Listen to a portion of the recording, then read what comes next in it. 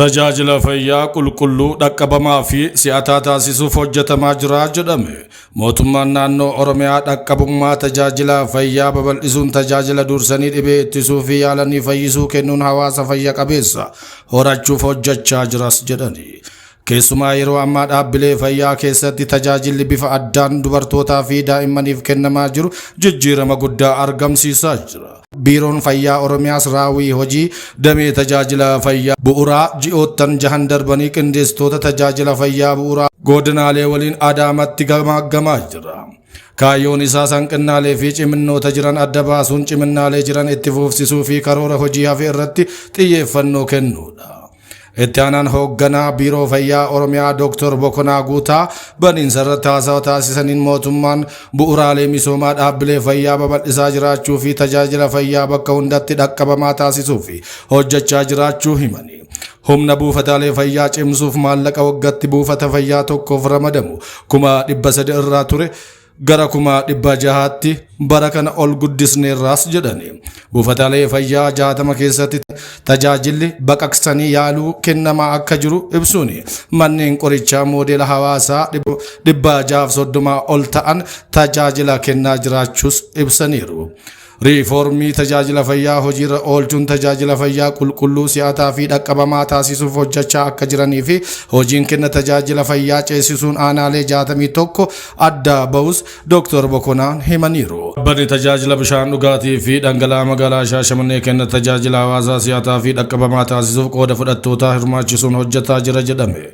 Waltajjiin fooramii waliin miseensota mana marii hojjettoota dhaabbata tajaajila bishaan dhugaatii fi dhangala'aa magaalaa Shaashamannee kurmaana lammaffaa bara 2018 gaggeeffame. Fooramii waliinii kanaan gabaasni raawwii hojii kurmaana lammaffaa dhaabbatichaa dhiyaachuun mariin taasifameera. Hojii gaggeessaan dhaabbata tajaajila bishaan dhugaatii fi dhangala'aa magaalaa Shaashamannee Injiinar Damisee Nyooree akka jedhanitti dhaabbatichi kenna tajaajila hawaasaa si'ataa fi iftoomina qabu taasisuuf dameewwan 8 banuun hawaasni bakkuma jirutti tajaajilamaa jiraachuu himaniiru. Ergaa fooramiin waliinii kun eegalamee kaasee rakkoowwan bulchiinsa gaarii kan furamaa dhufanii fi hirmaannaa uummataa cimsuun piroojektota bishaan boollaa gad fagoo hedduun baasuun kan danda'ame ta'us ibsaniiru.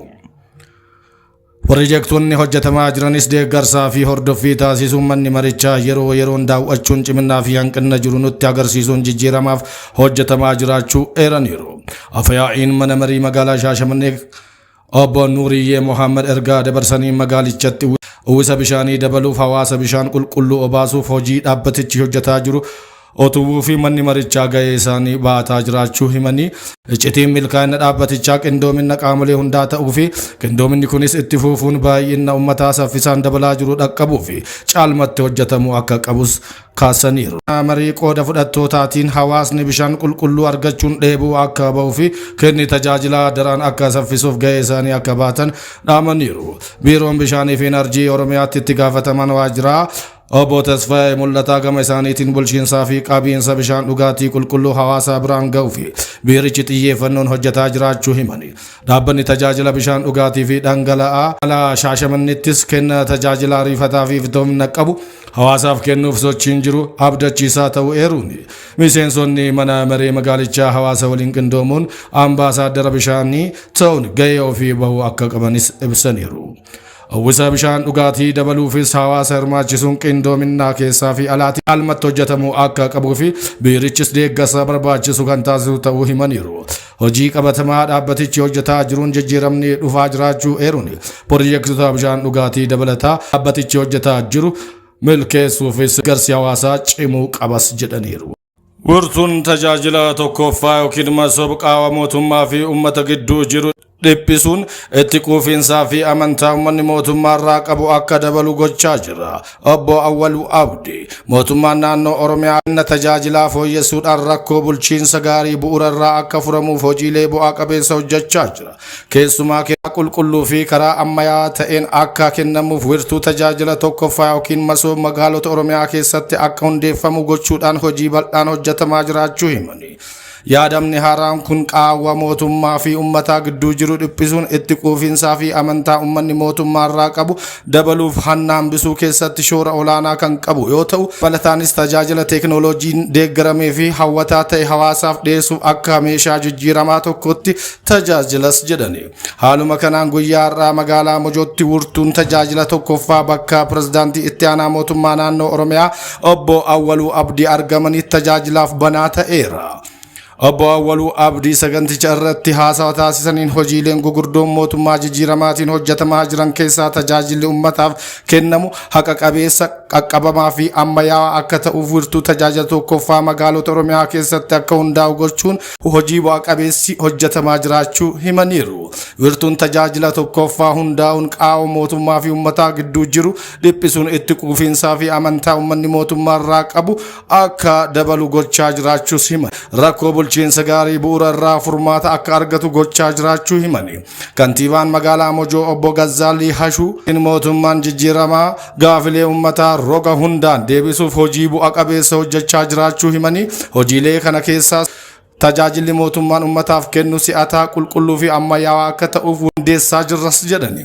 Bu'uuruma kanaan wirtuun tajaajila tokkoffaa magaalaa Mojootti har'a eegalchiifame kunis tajaajilawwan 106 kan kennu ta'uu ibsanii seektoroonni 23 wirtuu kanatti tajaajila kan kennan ta'us himaniiru. Wirtuun kunis ji'oota 3 gidduutti ijaaramee xumuramuu isaa obbo Gazzaalii Hashuu eeraniiru. Bulchiinsa magaalaa Shaashamannee kutaa magaalaa Allacheetti sosochii marii misooma nageenya guddinaa fi jijjiirama biyya keenya irratti xiyyeeffate dargaggoota aanaalee kutaa magaalaa Allachee hirmaachisuun gaggeeffamee jira. Bulchaan bulchiinsa kutaa magaalaa Allachee obbo Lataa Tafarraa misoomnii fi nageenyi waara'ee biyya obbolummaa keessatti dagaaga sirna diimokiraasii hirmaachisaatiin dargaggoonni hojjetanii keessatti fayyadamuu isaanii mirkanaa'u gochuuf xiyyeeffannoo mootummaan jijjiiramaa eegalee hojjechaa jiru guddaa ta'uun jijjiirama argame keessatti dargaggoonni kumaatamaan laakkaman aarsaa kaffaluun asiin gahuu himani. Itti gaafatamaan waajjira paartii badhaadhinaa damee magaalaa Shaashamannee obbo Amansiisa Addunyaa amantee gama isaaniitiin nageenyi fi misoomni callisee kan mirkanaa'u osoo hin taane hirmaannaan lammiilee hundaa murteessaa ta'us gaheen dargaggootaa ijaarsa biyyaa misooma hunda galeessaa fi aadaa siyaasaa hirmaachisaa lafa qabsiisuun biyya badhaate uumuu keessatti qaban guddaa ta'uun qindoominaa fi tokkummaan keenya cimsuun badhaadhinaa akka biyyaatti argame itti fufsiisuuf gahee baachuu qabnas jedhani. Qabsoo uummanni Oromoo taasiseen jijjiiramni hawaasummaa diinagdee fi misooma keessatti argamaa jiruu fi sirna cimaa fi ijaarsa biyyi keenya xiyyeeffannoo hojjechaa jirtu keessatti dargaggoonni gahee guddaa waan qabaniif jijjiiramni argame itti fufuuf akka qabuuf ciminaan hojjechuun barbaachisaa akka ta'e kaasaniiru.